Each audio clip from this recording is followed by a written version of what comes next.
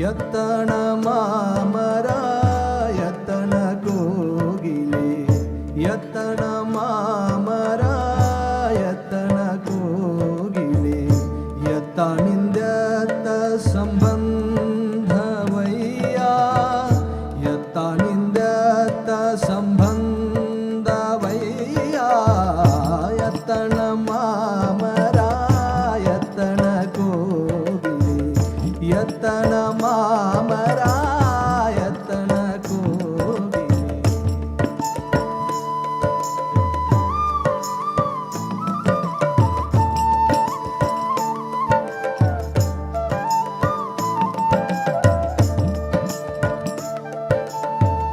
ಬೆಟ್ಟದ ನೆಲ್ಲಿಕಾಯಿ ಸಮುದ್ರದ ಉಪ್ಪು ಬೆಟ್ಟದ ನೆಲ್ಲಿಕಾಯಿ ಸಮುದ್ರದ ಉಪ್ಪು ಯತ್ತನಿಂದತ ಸಂಬಂಧವಯ್ಯ ಯತ್ತನಿಂದತ ಸಂಬಂಧವಯ್ಯ ಗುಹೇಶ್ವರ ಲಿಂಗಕ್ಕೂ ಎನಗೆಯೂ ಗುಹೇಶ್ವರ ಲಿಂಗಕ್ಕೂ ಎನಗೆಯೂ ಯತ್ತನಿಂದತ ಸಂಬಂಧವಯ್ಯ ಯತ್ತನಿಂದತ ಸಂಬಂಧವಯ್ಯ ಯತನ ಮಾಮರ ಯತನ ಕೋಗಿಲೆ ಯತನ ಮಾಮರ ಯತನ ಕೋಗಿಲೆ ಯತನಿಂದತ ಸಂಬಂಧವಯ್ಯ ಯತನಿಂದತ ಸಂಬಂಧವಯ್ಯ ಯತನ ಮಾಮರ ಯತನ ಕೋಗಿಲೆ ಯತನ ಮಾಮರ ಯತನ ಮಾಮರ ಯತನ ಮಾಮರ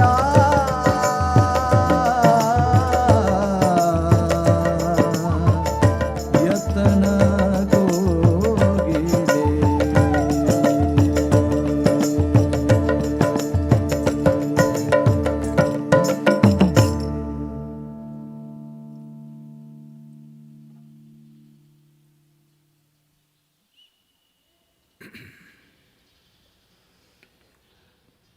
युगरतो वा भोगरतो वा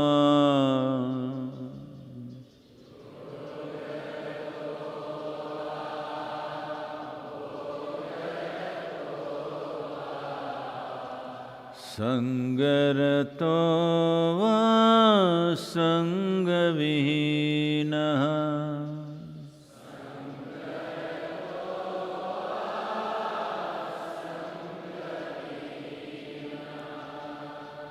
यस्य ब्रह्मणि रमते चित्तम्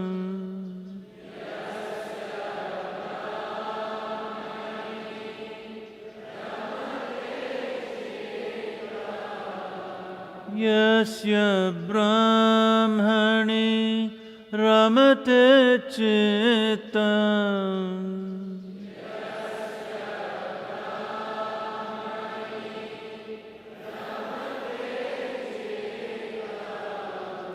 नन्दति नन्दति नन्दते वा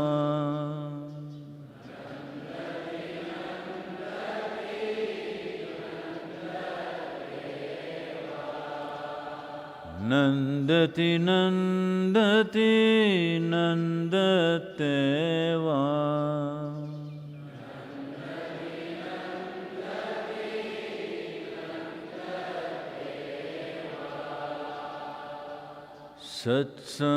सत्सङ्गत्वे निस्सङ्गत्वम्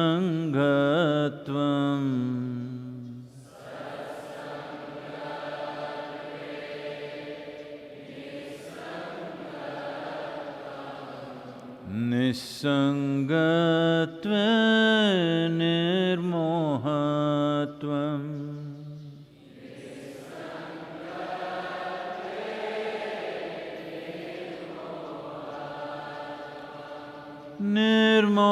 निर्मोहत्वे निश्चलतत्वम्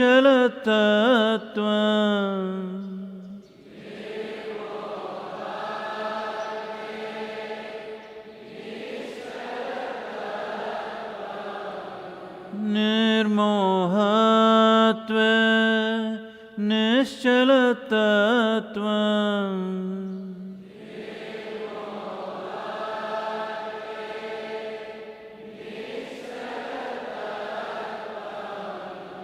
निश्चलतत्त्वे जीवन्मुक्तिः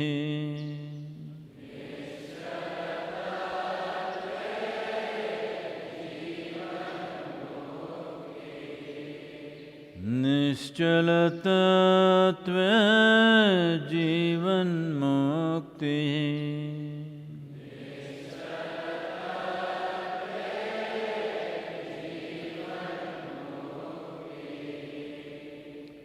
पुनरपि जननं पुनरपि मरणम्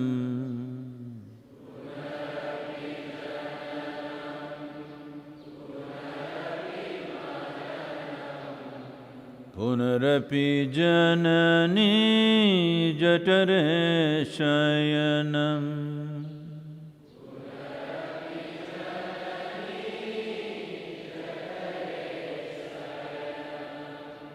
इह संसारे बहुदुस्तारे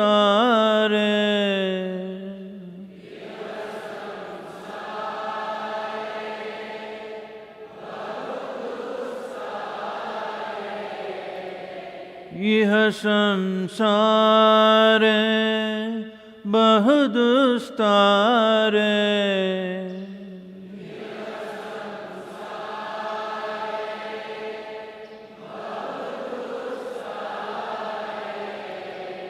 कृपया पारे पाहि मुरारे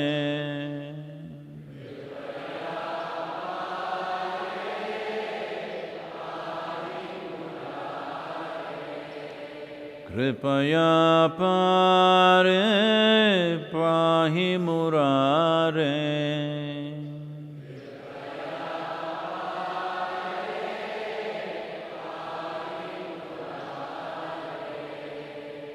भज गोविन्दं भज गोविन्दम्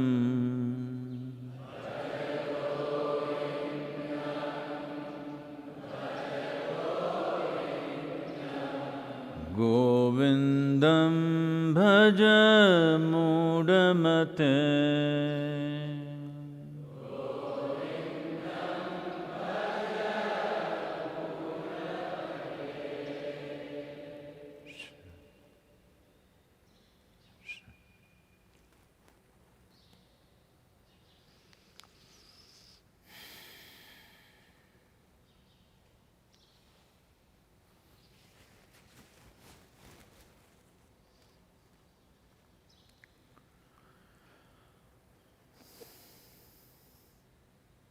I'll skip the news items for you, because I'm sure all of you are keeping in touch, those who want to.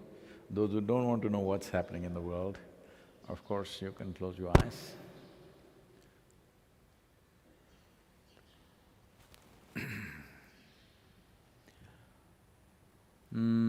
Today happens to be Adi Shankara's Jayanti. Well, this Yoga Rotova, what you just chanted, is his making. An incredibly effervescent and energetic man crisscrossed this nation barefoot in those days. By the time he was 32, he went up and down 3 times, I think, and also east to west, and established spiritual process in his own way. A bit too missionary-like for my liking, but probably those were the compulsions of those times, and that's how he expressed himself. And he left at the age of 32. From the age of 12 to 32, 20 years, he was on a mission.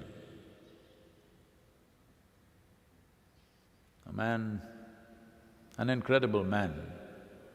of phenomenal capabilities, almost superhuman in his intellect, and kind of re-established the spiritual process in this culture a little over 1,000 years ago, and still is immensely valued. If he was anywhere else in the world, a man like this, around him a whole religion would have grown.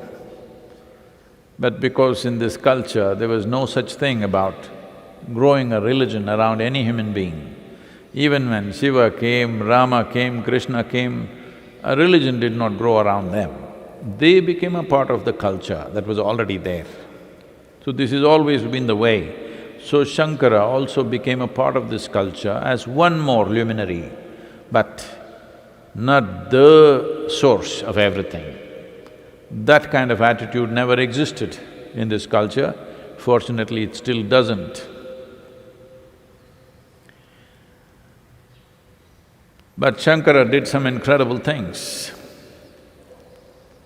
As an intellect, if people don't understand the other dimensions of what he did, as an intellectual person, there's rarely been another human being on the planet of his intellectual capability. His scholarship, by the time he was 12 years of age, was so phenomenal that there was literally nobody in the entire length and breadth of this country who could debate with him or make a point to him. He always came out on the tops. So his entire life, the way he went about spreading his message is calling people for debates. Debates that will run for weeks on end. And in these 20 years, he did not lose a single debate. So today is his Jayanti, which means his birth anniversary. There are institutions in his name for maybe not in the same vibrance with which the man lived. Just to tell you something about him. He was a brisk walker, obviously. So he's always walking ahead and his disciples few feet behind or few yards behind or maybe half a kilometer behind, they're always trying to catch up and running behind him. Because unless he stops, they cannot stop. This man just walks. So when he stops to eat, everybody stops to eat, otherwise they keep going. One day he was walking and outside a village, he saw people drinking liquor and rolling around in so many conditions. He just observed this. He just walked in.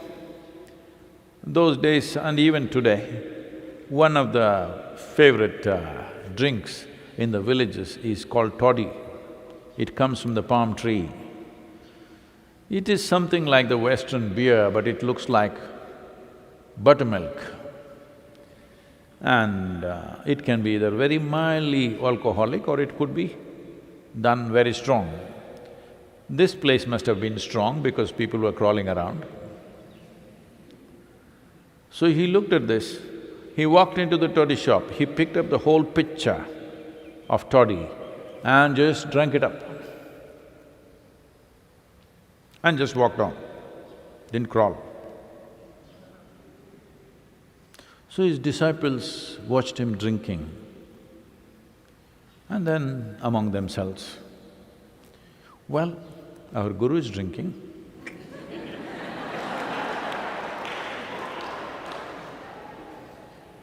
There is no need even to ask him anymore because he set the example. When he walks, we walk, when he eats, we eat, whatever he does, we do.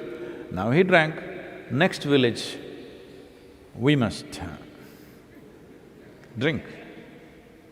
They were making up their minds among themselves. So next village came, he was walking through and there he saw a blacksmith who was doing some work with molten iron, steel melted down. He went, picked it up and drank it and walked on.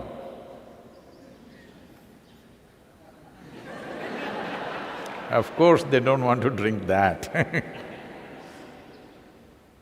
So, almost a superhuman being, a phenomena in his time. After 1,000 years, he still lives. People still… a large number of people still practice and recite what he has done. In many ways,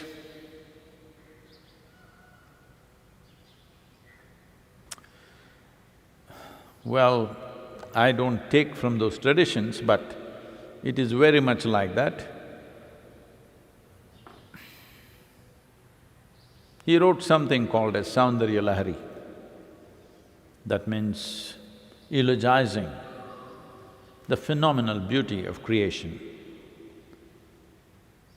the power and beauty of creation.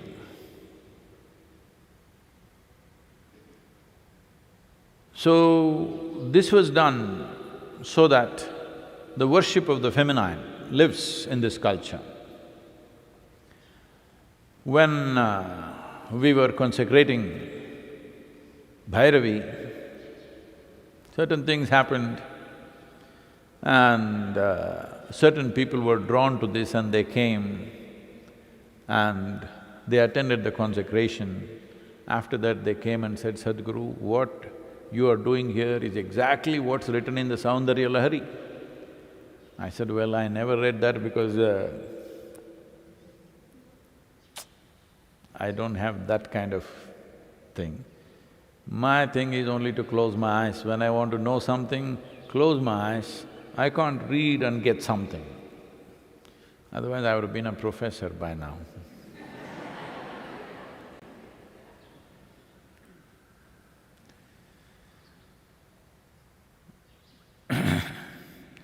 So, the Devi, at least they say, it should be, is almost parallel to what Saundarya Lahari talks about in terms of worship of the feminine and how it should be done and whatever. I do not know the detail, I only know what they said. I am that kind of a dud. Even after being told, I still did not read it. If all of you don't keep me this busy, I could sit down and read maybe one day. Anyway, we wish to honor him today. Today is his birth anniversary.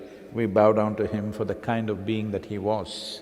We need to produce such people on this planet. If we want humanity to rise to a new possibility, we need that kind of effervescence that what the man carries is so valuable that he walks up and down this nation. I'm saying this is not a small country. One end to another is 4,000 kilometers. And within 20 years, he walked 3 times up and down, once east and west. That's not a small thing. And all along, producing literature. After walking the entire day, probably he sits in the night and writes these thousands of pages that he produced. Most incredible control over language and a phenomenal expression of a very profound wisdom. So, we need to produce people like that. I'm looking forward. Please. This question is from Shweta. You often say that no one dies suddenly. The process of death begins at birth and is completed one day. You also say that as we grow old, our aliveness need not decrease. Since we know that both the physical strength and mental alertness do decline after a certain age, how should we understand that quality of aliveness that does not decrease as we grow old? I have only experienced this aliveness in my meditativeness, when it manifests as stillness. Is that the aliveness you refer to, or is there something else? Is this Shweta talking about me? Am I becoming dim? Hello? Those of you who've seen me for 10, 15 years, am I becoming dim? No, she's saying with age you will become dim.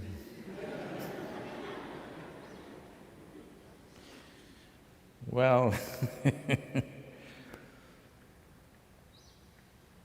that nobody dies suddenly is a bit sensitive thing to say today because so many people are dying suddenly, at least in the experience of their friends, relatives and loved ones.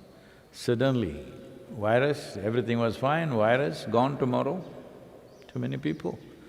When 250,000 people have died in the last 2 months because of one cause, people die of various causes, that's different.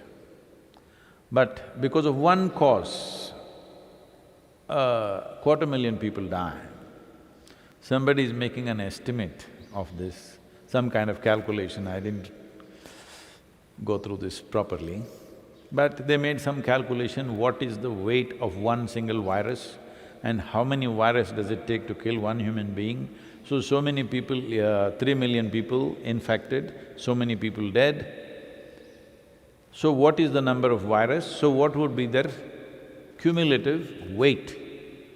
So till now, the number of virus, whatever the trillion virus, their weight amounts to 1 gram. 1 gram of virus has the humanity on its knees. 1 gram, can you beat that? I want you to just see. So, this is not a time to tell people death doesn't happen suddenly. The day you were born, you were anyway started dying. That is true when people come and sit in front of you for looking at the profoundness of life, not when people are battling with the pandemic. You don't tell them, don't worry, death doesn't happen suddenly. The day you were born, you got the virus, it's just a question of time. Not a thing to say. But anyway, you're not asking a virus question, I know. Well, this is not because I said. Everybody who was born 200 years ago is dead right now. Is it confirmed? All dead. Everybody who lived here 500 years ago, all dead. Everybody who existed 1,000 years ago, all dead. Even most people, almost all of them who were born 100 years ago, all dead. So, death has been an enduring process among us. It did not happen suddenly, obviously. It's always been on. So at what point in my life does it start? No, birth means death. Birth is the beginning, death is the end of a certain process. The physiological process of who we are, and also to a large extent the psychological process of who we are, begins at birth and ends with death. This is not my invention, don't blame it on me if you die tomorrow. This is not… death is not my invention, I just wrote a book on it. Oh, Sadhguru invented death, let's fix him. No, I did not. People have been dying before I came, and people will die after I'm gone. So, with age, body is becoming weaker.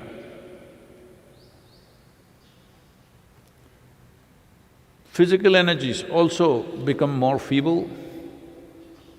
Well, your eyes may become little dim, hearing may go little like that, depends how long you live. Virus willing, you may live long. See where we have come from, God willing to virus willing. So, depending upon how long you live, definitely your faculties will go down. But aliveness is not about that. Your faculties are just like physical capabilities. Your ability to see, hear, taste, smell, all these are physical capabilities. They will definitely diminish. How badly depends on how you keep yourself, but it will definitely diminish. What you are at 20, you will not be at 80 in terms of your both physical and mental capabilities, probably. But does it mean to say it is lowered level of aliveness? You need to look at this. Aliveness means fundamental life. This life has various accessories for it to make itself present now. To be present, it needs a physical energy, a physical body, neurological system, intellectual process, mental processes, and the five senses. These are all projections that it slowly put out. When in your mother's womb those two cells met, you had none of these things. You had none of those things. You could not see, you could not hear, you could not taste, you could not smell, you could not do nothing. Slowly it put itself out. It is like… it's a beautiful thing, I don't know why they broke it. Anyway, it's beautiful still. So, the tree standing there, the leaves, the branches and the flowers are something that it put out. Similarly, you put out many things, your physical body, your mental capabilities, your five senses, these are all accessories, extensions that we put out so that we live as a competent life. How well you put it out, how well organized this whole organization is. This is an organization. We can call it an organism, but an organism is an organization of its own. So it organized all these things. Evolutionary process, if you look at it, over a period of time, we organized our capabilities more and more and more. You're a little more capable than an amoeba, aren't you? No, don't underestimate, you see what the virus is doing 1 gram, I believe. So, this organization grew because of that, certain capability, certain impact. But this is all done by the life. Or if you don't understand, or if there is too much misunderstanding, or if the word life is too spread out, let us say the source of life. That which is the source of life, which is life itself, it's easier, simpler and more appropriate to call it life. Because it is life, these are all extensions and accessories. This was not enough, legs were not enough, so we got a car was not enough, so we got an airplane. Like this, we put up accessories. Now, people are very angry with me because I said if you buy a car, 8 years you must use. So many people are so angry with me. Okay, you can reduce it to 6 years or 5 years, but fix some time. You know, how many human beings on the planet, how many cars on the planet, how many computers on the planet, how many everything on the planet, we need to make up our mind. Similarly, how much extension you want to do, also you must decide, isn't it? All of you decided what is your topmost weight you will go to? Hello? Yes, you must decide. I have stayed the same till since I was 19 years of age, I'm still the same weight. This damn gravity, what was all on my shoulders, slowly, because of gravity, little nah, it's a gravitational pull. I've yielded a little bit to the planet. So, but I maintained the same weight. all of you also must decide how much extension you're going to do, both physiologically and physically, materially, how much extension, everybody must decide. Otherwise, organization itself becomes a limiting factor. Your very organization becomes a terribly limiting factor. So, you are mistaking your organization for yourself. That's why this question is coming. Yes, organization, however well you manage it, after some time it'll… because it's material organization, unless it's completely renewed, it tends to deplete. Whatever is hardware will deplete, whatever is software, you can update. The whole karmic process is about this, that if you wish, spiritual process is just about updating your karma so that you take newer and newer karma which is in the stock. Normal people, see, I'm calling them normal because they're majority, I also want to be safe. I'm saying idiotic people, that's what I mean by normal. Idiots in the world will always see how to have limited karma. One who is on the spiritual path, who is on fire, wants to download the whole warehouse. But he knows if he downloads the whole warehouse, the hardware itself may break, it's too much. So, keeps upgrading, keeps on taking up more trouble, because we want all the troubles to be done as quickly as possible, constantly upgrading or downloading more and more. So it looks like those who are on the spiritual path seem to be, in terms of life situations, they're a little more tortured than others. But it's okay, as long as you're suffering, load is not a problem. Load is not a problem. Everybody goes to the gymnasium and does this. They're carrying loads because they think their body will improve with that. So load will only strengthen you unless you suffer the load. If you're suffering the load, then it's a problem. The problem is not with the load, the problem is that you are a suffering creature. If you are not suffering, what is the problem with the load?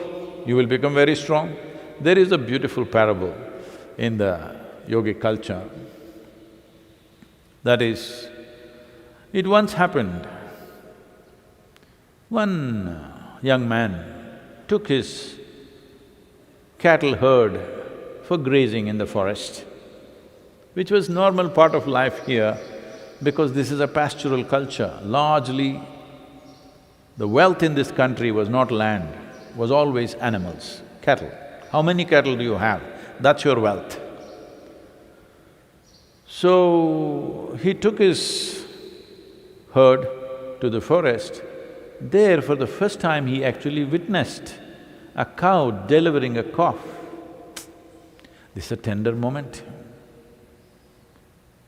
If you see how it happens, then you are, it's a wonder of the wonders that a new life just falls out like that. And the tiny little thing on fragile legs like that. He felt so touched by this. He picked up the calf, put it on his shoulder and walked back home. He got so immensely involved with this little calf. Every day he carries it to the forest, grazing, and again bringing back on his shoulders. 8 years passed away. He was still carrying. By then, his reputation had spread across the whole region. He's a Superman, he carries a full-grown bull on his shoulders and walks. Because the calf puts on weight slowly, just like you. No, you're all good. He never realized, out of his love, he just carried this calf every day. Every day it puts on a few grams. After 8 years, it's become a full-grown bull, but he carries and walks. So his reputation spread right across the region. as a Superman who can carry a bull and walk. So this is what load does to you, that it will make you so strong, you can't imagine. But if you suffer the load, why should I carry this damn thing? Then it's a big problem. So one who is on the spiritual path is always seeing how to download new software and deal with it, not postpone it for tomorrow, not postpone it for another time. We want to deal with it now. Everything that's there in this, all the stuff, whatever, good, bad, ugly, I want to handle it now, not tomorrow. Are you okay? Everything, good things, bad things, ugly things, nonsense, whatever it is, we want to deal with it now. We want tomorrow like that. We don't mind today working our life out because we want to be done with everything, and if we sit tomorrow, we must sit like we are the beginning of creation. The beginning of creation, everything was still.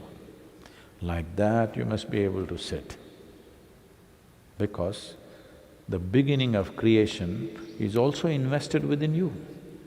When I say life, I'm talking about that which began everything is sitting within you. How will that diminish with stupid 100 years that you may live? Virus willing. Your 100 years is stupid nonsense for that which begins life. That is throbbing within you. You have forgotten. You think your little finger is the center of the universe. Yes? No, I'm saying yourself. You are not even a little finger. You're not even a little finger for this creation, I want you to know. But when you think my little finger is the center of the universe, well, you're normal and stupid. Yes. Because largely people have made it very normal to be stupid. Unfortunately, we are trying to set up a new normal, that to be immensely capable, to be untouched by the process of life, but absolutely involved with life in every possible way, but untouched by it. This is normal, because this is the origin of life within me. It's untouched by anything that's happening. We want to be like how the creation and the source of creation is. Everybody is trying to say that their mental extensions, whatever they have done, they are saying that madness of the mind is the way life should be, or is the way life is. No matter… I've been talking to various groups of people, no matter what you say, in the end they ask, but Sadhguru, how to handle this anxiety post-corona?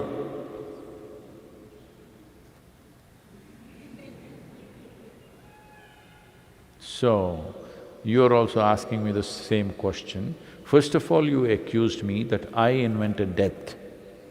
I only wrote a book. You must read it, because it handles certain aspects which are inevitable in everybody's life. If you approach it with ignorance, you will deal with it one way. If you are little pre-informed about certain things, you can deal with it little more consciously and well. If you don't live well, at least I want you to die in style, that's all I'm saying. If you live really well, fantastic. Right now, our idea of living well needs to be hugely modified. Because when we say somebody is living well, that means they're wearing 5 kilograms of gold and one diamond is stuck in their head so that in their forehead so that their third eye cannot open, it's damaged.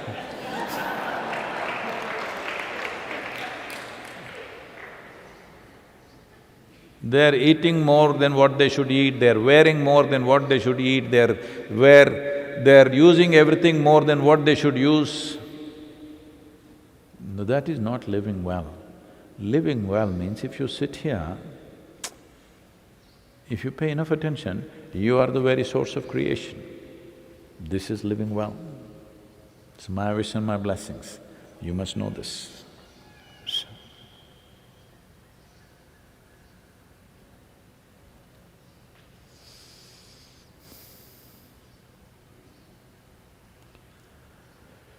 Yoga Yoga